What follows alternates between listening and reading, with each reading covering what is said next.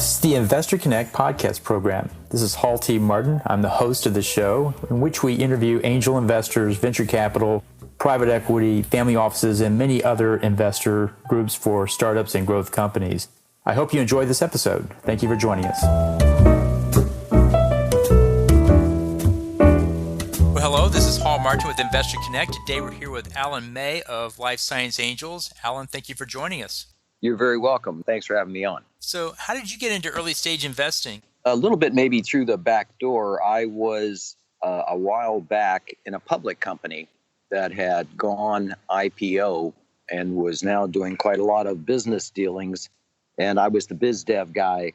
And the VCs who took that company public were still on the board. And in doing the things I was doing, a number of them said, hey, we've got a bunch of these small companies. Why don't you give us a hand with these small companies, which was really my introduction to early stage companies, and in particular, early stage life science companies. And so that was 1996, 1997.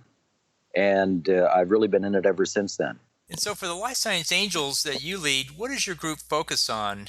So essentially, you can break life science down into a number of sectors, but the key differentiators are call it dry science and wet science. So biology, genomics, tools, instruments on the wet side, devices, diagnostics, and catheters, that sort of thing on the dry side.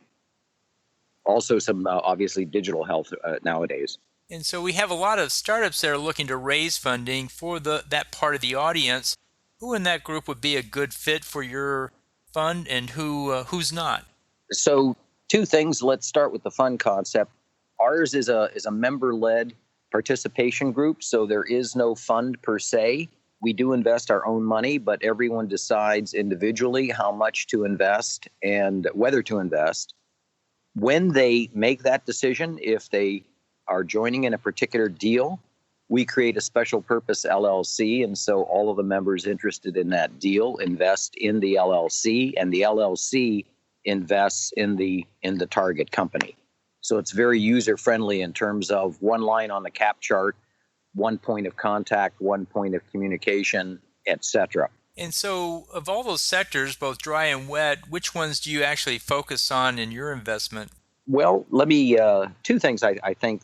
The key here is business model, and one of the things that daunts people not from the life science sector is the depth of the science and engineering and discoveries. It's always a bit humbling to listen to these super brilliant, passionate young people out of university describing what it is they've discovered or invented.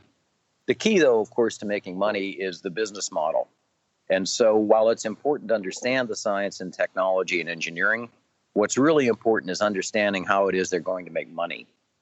And also that implies when it is you invest. So our money needs to move a specific milestone, needs to meet a specific milestone that we believe is a value creation milestone.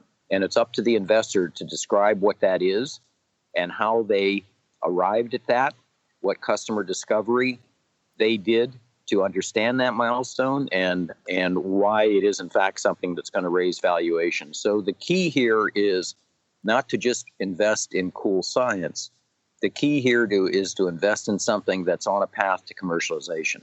And what would be an example of a milestone that you would often hear that would get you excited about a deal? So the key milestone nowadays in our world is human data, and there are many flavors of human data, and all the way up to randomized controlled double-blind studies. But in essence, the sooner you can show at some level that your thing works in human beings in the anticipated way, that generally is a value enhancer. So what we want is something that, if at all possible, demonstrates, at least in a pilot group of people, that you got the intended result and that you did not get any unintended results. So for wet science, that seems like that's a key element, is to get human study or clinical data for it. But what about the digital health side? There's quite a few deals in that space where we don't have human studies, but we're collecting data in other ways. How do you analyze those deals and decide which ones to go after? Yeah, that's a really good question. And it points up the differences between those various silos that I mentioned. you really can't use the same set of analytics to look at genomics that you do a device, that you do digital health. Each one has its own flavor. And despite that they could all be lumped within life science, they're obviously very different in terms of what's in each of them, particularly from a business model standpoint. On the digital health side, the big issue there is traction with customers. And so there, it's a little bit different than the efficacy proofs. Most of these are more in the nature of mobile apps or software programs. And so most of these really depend upon whether or not they can get customer traction and customer pickup. So in this case, we would look more to where are you in the customer cycle? How far have you gotten? Do you have studies being undertaken using your digital health platform? Are they paid for? Aren't they paid for? What are the milestones? What happens if they're hit, et cetera? We would look to how you're doing with customers to make a decision whether or not that was at an investable stage. Do you have a more general investment thesis around healthcare that drives your decision process? We've had some come on this show and talk about how healthcare is moving to the home. And so anything that moves the healthcare process out of the hospital into the home is potentially a winner. We've had other groups talk about how data is the new oil. So anything that has a lot of data activity or data intensity around it is a potential one as well. What investment theses do you see used in your group? Yeah, no, those are two good examples of theses that do work in our group. It's really back to the question of how is it we're going to make money. We're completely satisfied with very simple, very straightforward goals. We've got a technology now that we're looking at. For example, this one would be in the neurostim area. You could say that that's a hot area too, but it doesn't matter so much whether the area is considered interesting or not interesting. It matters how much money is it going to take to hit the milestone, how difficult or hard is it going to be, and if you hit it, then are you in a position where you need to raise 10 million or 2 million? What's your pathway to exit from there? How does it all fit together from a business model standpoint? So for example, in this case, we believe that for $2 million, the company can reprise a pilot study that it did that showed efficacy in a small group of 10 humans. This time they can do a group of 30 or 40 humans in a much more controlled setting. And instead of doing it for a few minutes per person, they can do it on an overnight study with a follow-up in a subsequent setting. So it'll be much better, much cleaner, much more comprehensive human data. If they can get that to work, and if they can show that their data works in that larger cohort, they believe that they can take that device, that same device, and run the FDA clinical study and get approval for another 3 million. So that's a total 5 million from here to FDA approval. That's the kind of thing that would be very interesting to us because it suggests an amount of money that angels can handle on their own without necessarily having to go to VCs or strategic players. And so it gives us a lot more control over the pathway and the exit. I've heard a lot of doctors talk about in the digital health space, it really comes down to one thing, cost reduction, not just shifting costs to some other part of the system, but truly reducing the cost of providing healthcare. How much do you think cost reduction really drives most investments today? Pretty close to 100%.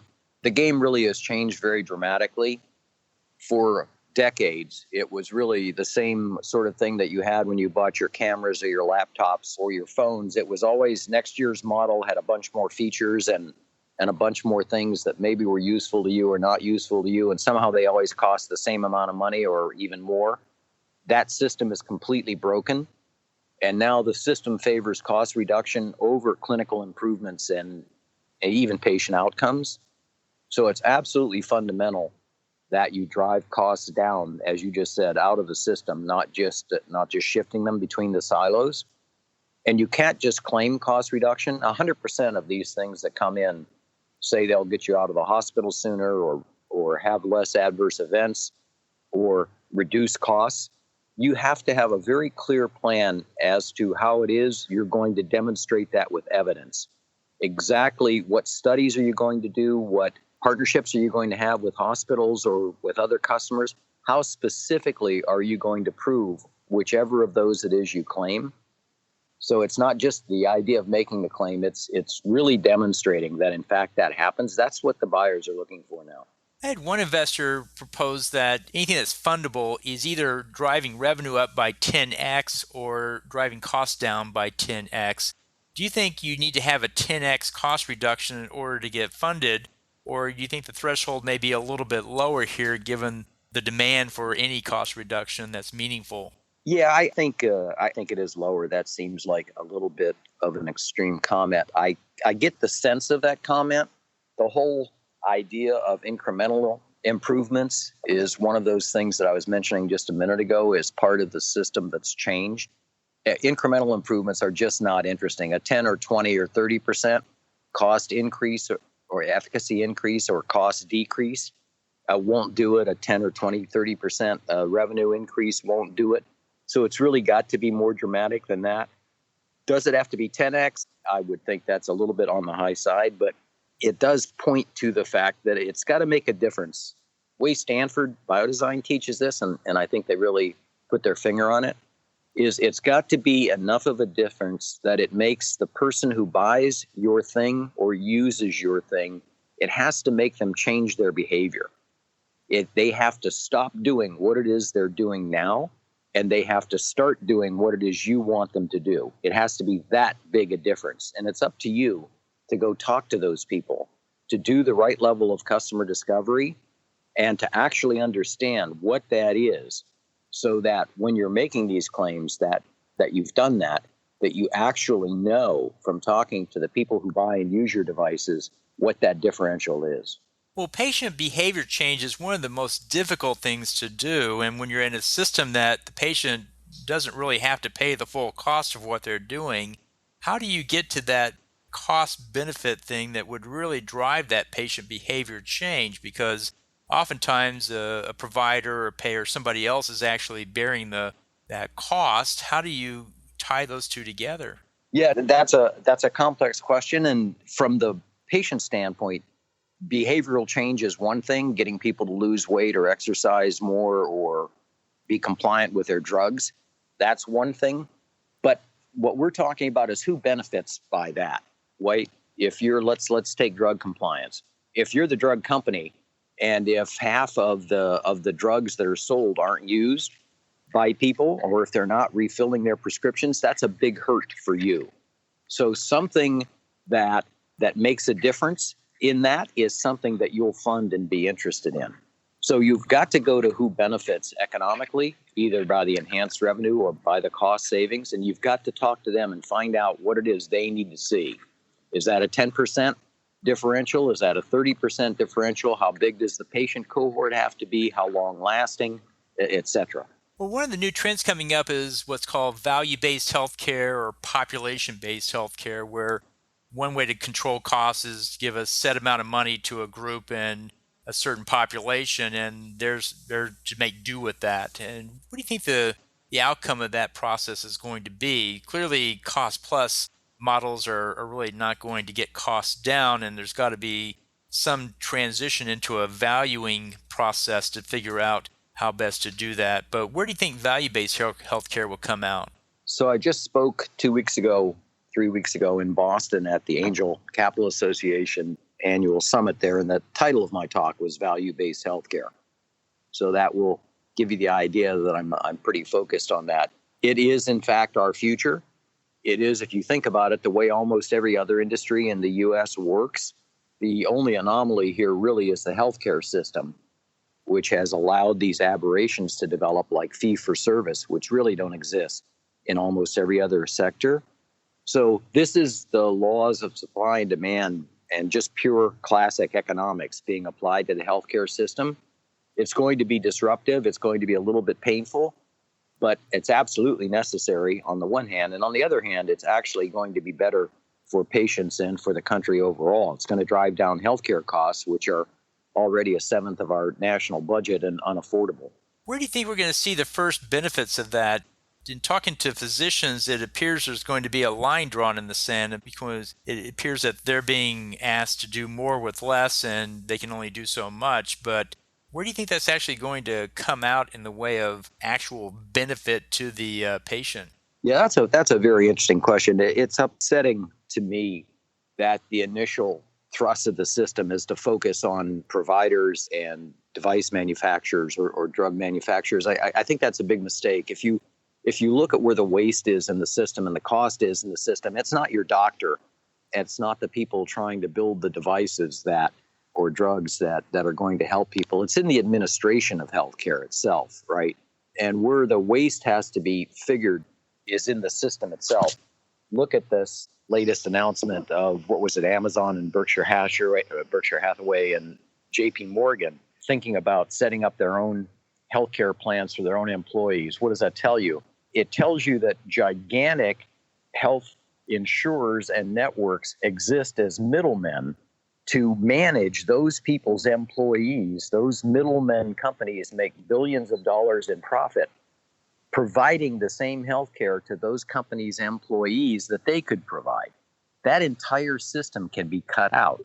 It's a completely unnecessary expense in the big picture, right? So what the biggest issue with healthcare, maybe that's what people mean as they talk about this change to value alignment, is you've got a series of budgets that are really dysfunctional. People benefit by kicking cans down the road, by kicking costs down the road, by not actually curing things, but by putting you into somebody else's system. All that is in the process of change. And everyone is realizing that the patient is moving to the center of healthcare. And this whole idea of costs and the way things are costed needs to be realigned. These budgets need to be realigned. So that's one of the most disruptive things that we're going through now. It seems like the internet or the web itself has come through and disintermediated so many industries by taking out the middlemen.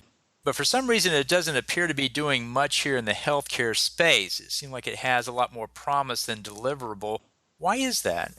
Boy, that's a $64,000 question. A big part of my talk was on the entry of tech into healthcare to attack precisely that issue.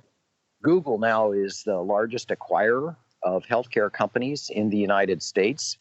Samsung and Tencent and Amazon are coming quickly up behind. You just had CVS now acquire Aetna. Think about that for a minute. So CVS is in the business of selling you a bunch of pills that they want you to take more of, and Aetna is in the business of hoping that you don't take too much stuff so you don't cost them too much money. So that's a real disintermediation, right? That's an attack on traditional business models where it's saying that two companies that used to make money doing particularly opposed, almost directly opposed things now have to figure out a way to deliver service to the patient to keep the patient healthier, counting on the fact that keeping the patient healthier will drive down overall net costs. That's the kind of disintermediation that's just now beginning to happen, really in the last 18 months. Right. Well, my personal experience in setting up healthcare for my company was I felt like talking to one of the major providers, not Google or Walmart or one of those, but one of the traditional ones was I felt like I was calling into a 1970s call center. It really was that bad, and it took that long. And I felt like nobody there had even heard of internet. They had one of those, but nobody seemed to be connected to it. I just wonder what is going to take be able to move to that next level of app and internet and web providing that seems like it solves so many other industries problems that why is it so tough here? Yeah, it's you really capture the experience that a lot of us have had very well. It is in so many senses archaic. It's still the least computerized vertical in the United States. Again, it's a seventh of our national expense, for Christ's sake, and yet it acts like computers haven't even been invented. You go into your doctor's office and they still have file folders with papers in them. So, yeah, the issue ultimately has been regulation and reimbursement. This is the only industry that still exists where you can find a need, you can have a product that solves the need, you can have intellectual property on the product. It can perform in just the way that you want it to perform and be priced at a level that customers and users want to buy it, and it's illegal to sell it.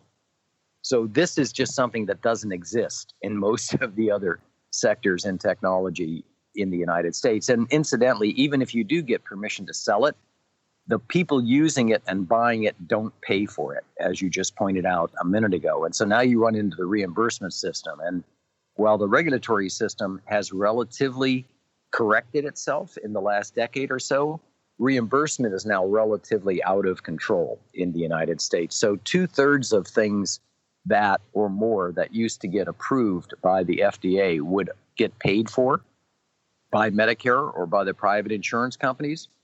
And today, 2/3 of those things are refused coverage. So this is a huge disruption in the system, a terrible waste of capital, time, and resources by the people who come up with those cures and therapies, and is a major problem that you really don't see in other industries. Well, you see a large number of buyouts now, people going after CVS, Walgreens, and Amazon getting in there, Walmart getting in there. And I've heard it proposed that what's really driving it was actually access to the senior population. As boomers move into this stage, there's going to be even more dollars available for that kind of work. But what do you think is actually driving that move to merge and take over all these other companies? Is it just the patient moving to the center, or is it just a large number of seniors moving to that place where there's going to be quite a bit of dollars transferred in that process? The answer is unfortunately all of the above. We talk about the healthcare system like it's monolithic, and these forces are kind of all lined up, that everything's going in the same direction. That could really hardly be further from the truth. Everything is going on somewhere in the United States at this point. And in many cases, the forces and drivers are completely antithetical to one another. You can see it within the same hospital systems, within the same provider systems, within the same insurer and payment systems. There are absolutely contradictory and opposing forces at work at the same time. What you'll see, you just mentioned it a minute ago, really up until 18 months ago, 2 years ago, mergers mostly had been about bulk. You saw insurers getting bigger, you saw providers getting bigger. Maybe you saw providers buying payers, which was the first, or vice versa, first toe in the water. Now you're seeing the disruptions like the CVS Aetna. There's rumors of Amazon buying Walgreens. That would be a disruptive move. And these are the companies that have disintermediated previous businesses that they've gone after. And the way they've done that is by going straight to the consumer, in this case, the patient, and putting the patient consumer at the center. These businesses still run high margins, right? You look at pharmaceutical companies and device companies, and you see these margins in the 50, 60, 70% range. And that's how they've driven their businesses. And that's what worked up until now. You look at Amazon and Walgreens and some of these other major companies, these guys are running on 3% margins or 5% margins. It's a huge difference in how they think about businesses and how they think about ramping and scaling businesses. That's what healthcare is walking into. So it really is putting the patient in the middle, and most of these companies are simply lining up to go direct to the consumer when that comes full blown through the web, through regulation, and through other factors driving it. Absolutely. That, you don't want to oversimplify these things, but that plus the concept of actually treating patients, of actually managing chronic disease, this idea of letting you get sick and then giving you acute care or episodic care when you're sick is on its way out. The whole point of having the patient at the center of this is keeping you from getting sick, trying to change your behavior where it's possible to change it, where it's not possible to change it, anticipating those things that might go wrong with you and intervening earlier so that the system can handle it at less cost. So it really is a difference in terms of how we think about disease and disease management, as well as patient-centric. Well, that's great. Well, I appreciate you sharing these concepts with us. Is there anything else we should cover before we conclude in a few minutes? I think you've done a very good job of capturing the sense of dislocation and change in healthcare. I would, from both the entrepreneurial standpoint and the investor standpoint, make maybe the obvious point that I don't think there's any system that's under more disruptive force than life science in the United States. Everything is crazy. It's hard to anticipate trends. You've got multiple drivers with opposing forces, as we just described, and you still have regulation and reimbursement running wild in the system out there. So it's a very scary time when almost everything is changing in somewhat unpredictable ways. But just for that reason, that's the best time to invest and the best time to innovate. I'm absolutely convinced that people who are in the game now and people who are involved in that system and being part of this change will make really substantial money, both as investors and as entrepreneurs. So I would very much encourage people to focus on this sector. Well, that's great. Well, I appreciate you sharing your thoughts with us today and hope to have you back for a follow-on as there's many more things we could discuss. What's the best way for the audience to get back in touch with you? So through Life Science Angels is the best way to do it. May at lifescienceangels.com. Our website is lifescienceangels.org. We are, I believe, the largest group in the country focused in life science and sector siloed, vertical siloed. Most groups invest in some software, a little bit of enterprise, some SaaS, some IT, and maybe some biology or device. We only invest in those four sectors we talked about: biotech, devices, digital health, and genomics. And so for us, that's our world. It's best for people who need help as much as money in building their companies, because as we've just described, I think throughout this interview, there's a lot of commercialization experience and finesse necessary in taking these businesses to market, maybe a bit more so than in some of the other business sectors that people are used to. So Life Science Angels is, I think, the right partner for entrepreneurs and investors in this area. And I'd welcome everyone to join with us and partner with us to make healthcare a better thing for all of our parents and children. Well, I appreciate you sharing those comments. We'll put that information in the show notes and look forward to having you back to discuss further. But for now, thank you so much for taking time. You're very welcome. Thanks for having me on. Investor Connect helps investors interested in startup funding. In this podcast series, experienced investors share their experience and advice. You can learn more at investorconnect.org.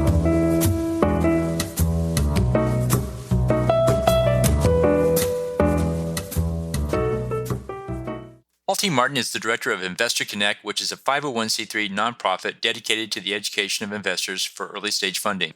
All opinions expressed by Hall and podcast guests are solely their own opinions and do not reflect the opinion of Investor Connect. This podcast is for informational purposes only and should not be relied upon as a basis for investment decisions.